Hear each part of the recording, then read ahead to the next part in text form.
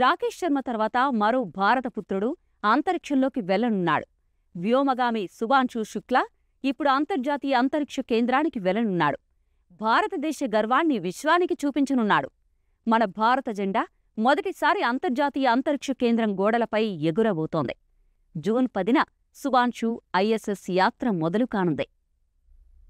ఇంతకీ శుభాంశు ఎవరనే ప్రశ్న కూడా చాలామంది మైండ్లోకొస్తోంది.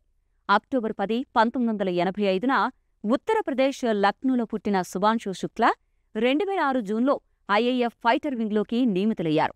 టెస్ట్ పైలట్గా శుభాంశు శుక్లాకు SU-30 MKI, MiG-21, MiG-29, Jaguar, Hawk, Dornier లాంటి వివిధ విమానాలలో 2000 గంటలకు పైగా ప్రయాణించిన అనుభవం ఉంది. ఇక భారత వైమానిక దళంలో గ్రూప్ కెప్టెన్గా పనిచేస్తున్న శుభాంశు శుక్లా ఇస్రో చేపట్టబోయే మానవ సహిత అంతరిక్ష మిషన్ గగన్యాన్కు ఎంపికైన 4 వ్యోమగాముల్లో ఒకరు. 2019లో శుభాంశు శుక్లాకు ఇస్రో నుంచి కాలొచ్చింది. అంతరిక్షంలోకి వెళ్లేందుకు ట్రైనింగ్ తీసుకోవాలని ఇస్రో శుక్లాకు సూచించడంతో రష్యాలో అడుగుపెట్టారు శుక్లా.